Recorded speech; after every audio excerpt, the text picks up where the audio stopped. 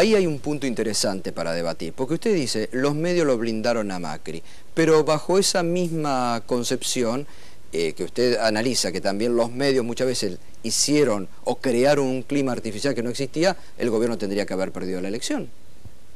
No. Una cosa es cuando usted quiere inventar una cosa que no es verdad. Decir, la economía del argentino tiene el problema de la recesión de 98, no saben ni lo que están hablando, pero yo no voy a perder el tiempo en explicarlo. Cobro para explicarlo. En todo caso, que me inviten, les pago y me pagan y yo voy y les enseño que lo que están diciendo no es verdad. En este caso es distinto. Había un montón de cosas para decir que nadie las quiso decir. Fundamentalmente, Clarín, Nación, Perfil, callaron, omitían cosas que eran ¿Y usted que tenían que ver con la gestión. ¿Para la oposición? Estoy hablando de Macri, de esa situación. Pero después hubo una elección y la sociedad de la sociedad autónoma le dio su voto, y si le dio su voto yo no voy a cuestionar ese tema. ¿Se arrepiente porque usted el domingo de la primera vuelta también salió duro contra el voto de los porteños? ¿Se arrepiente de eso?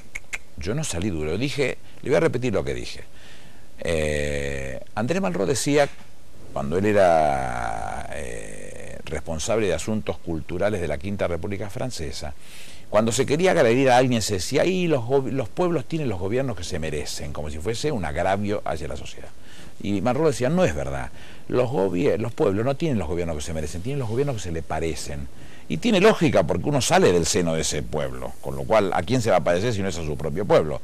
Esto es lo que yo dije. Entonces después decía yo, a mí me cuesta que la sociedad se parezca a Macri, me cuesta creerlo, pero lo votó.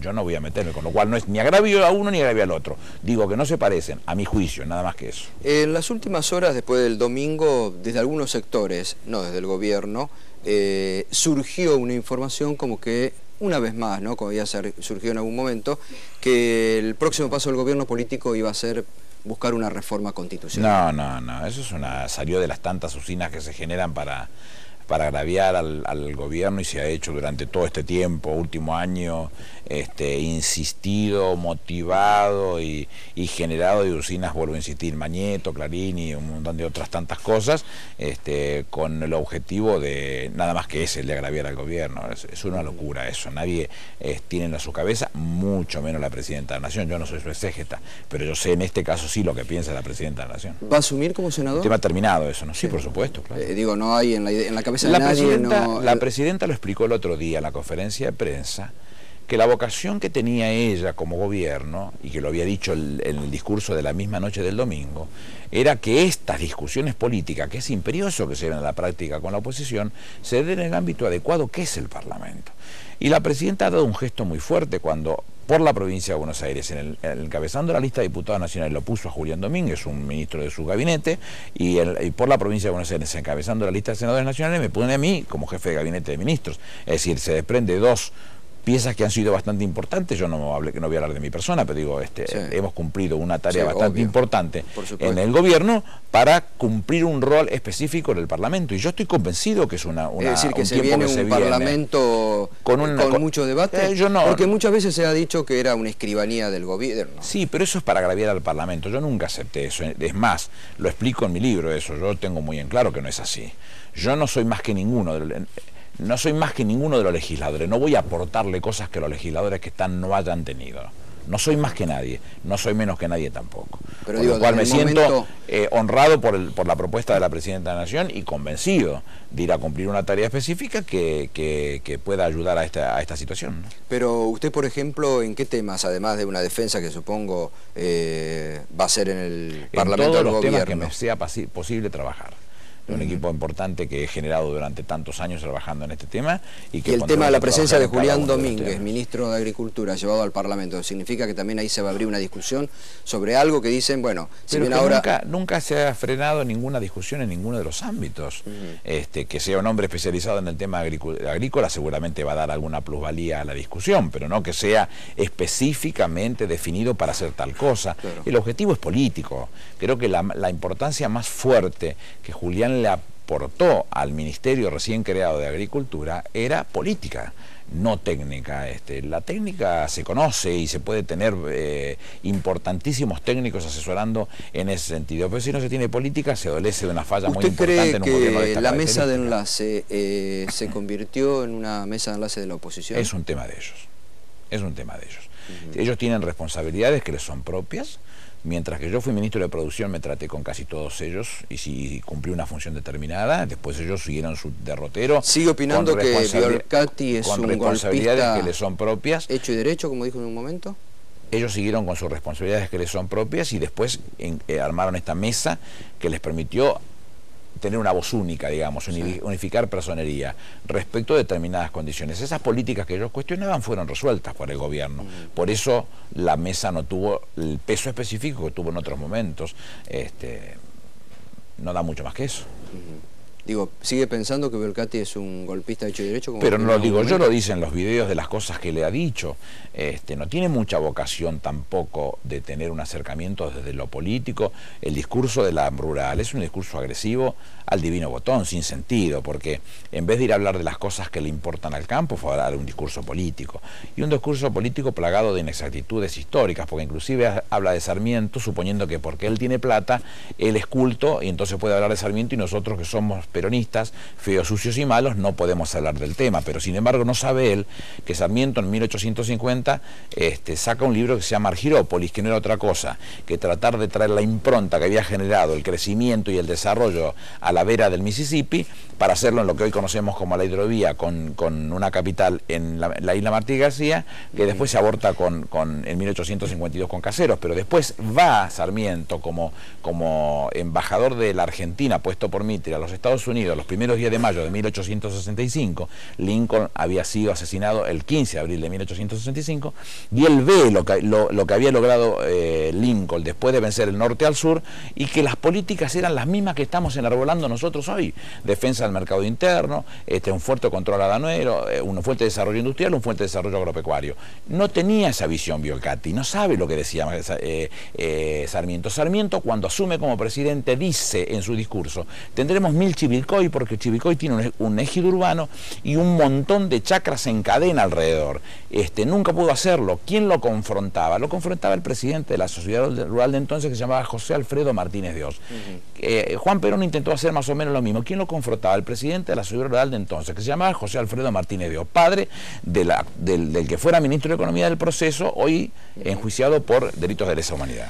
Hay un tema ahí, bueno, muy caro al sentimiento de todos los argentinos, que siempre que se habla, dicen, está Aníbal Fernández detrás, que es el tema de la reforma que se intentó hacer en el fútbol, que Grondona anunció, del torneo largo. No y participé después en nada de ese tema, no sé de qué se trata. El gobierno... Bueno, no participé y no sé de qué se trata.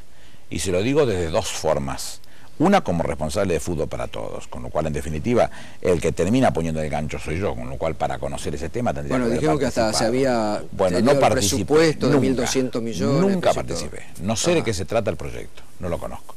Y el segundo punto, yo soy presidente de Quilmes, con lo cual se lo podía conocer desde el otro lado del mostrador, tampoco lo conozco, con lo cual no sé de qué están hablando. Ahora, ¿no cree que se presentó en su momento en el Parlamento una ley para democratizar el fútbol, para democratizar la AFA? ¿No cree que ha llegado el momento de debatir eso? No. ¿No? ¿Por qué? ¿Y por qué tiene que meterse en las instituciones?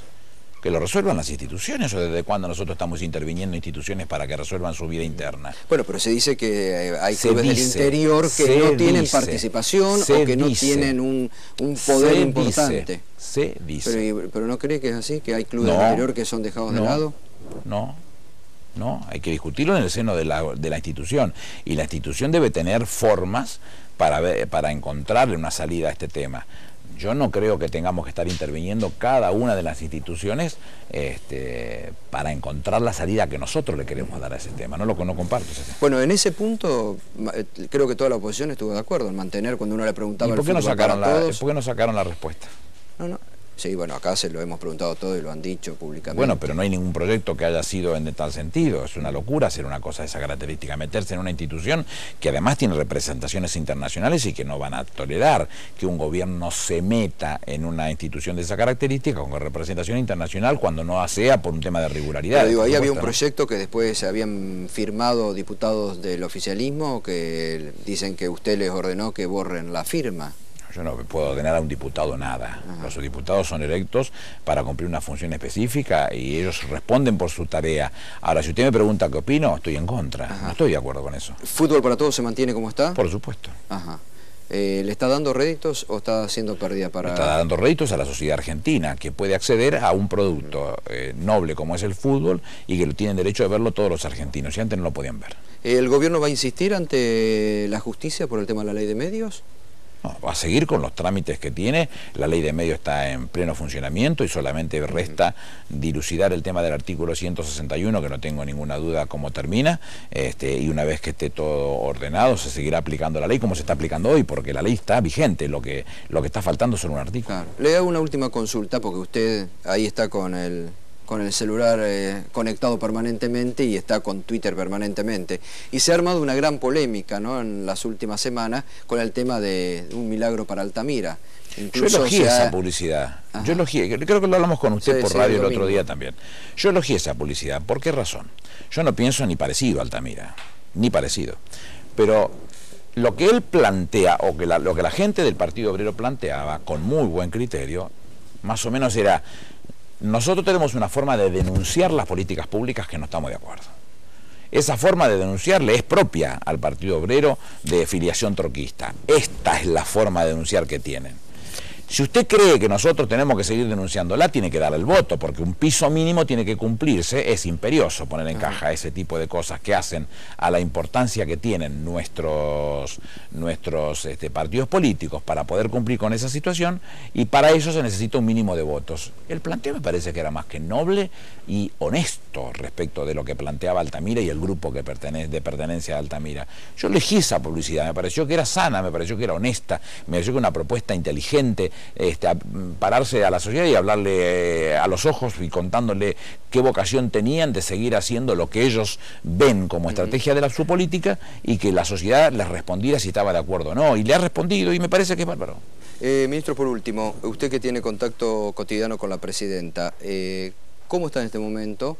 Digo, el otro día se lo hemos preguntado a varios, ¿no? En un aspecto humano, en el sentido de que, bueno, los políticos están acostumbrados a perder o ganar elecciones, está dentro de... Digo, vienen a la mitad del mandato, perdieron, ahora la gente le ha dado un apoyo contundente. ¿Cómo está la presidenta? Bien, bien, natural, no es para hacer de esto un tema festivo. Es uno cuando va a una elección lo que busca es ganar. Yo creo que la visión que yo tenía intrínseca desde mi persona, creo que también la tenía la Presidenta de la Nación. Uno testeaba que la sociedad está convencida que las políticas que se están llevando a la práctica son las adecuadas. Lo que ninguno pensaba que el resultado iba a ser el que fue. Hay que tomarlo con la prudencia del caso, hay que ser respetuoso por las otras fuerzas que han competido, hay que ponerse a trabajar con el resto de la gestión que nosotros tenemos por delante, que es muchísimo lo que resta por hacer, y presentarse el 23 de octubre, ya no como precandidatos, sino yo como candidatos formales del Frente para la Victoria, entonces sí a pedirle a la sociedad que con la voluntad popular nos acompañe con un nuevo gobierno. Es nuestra intención, es nuestra tarea, y es lo que vamos a hacer nosotros de acá al 23 de octubre. Gracias, Aníbal. Gracias a ustedes. Gracias. Bueno, los saludos, nos vamos a... Gracias, muy amable. Nos vamos a...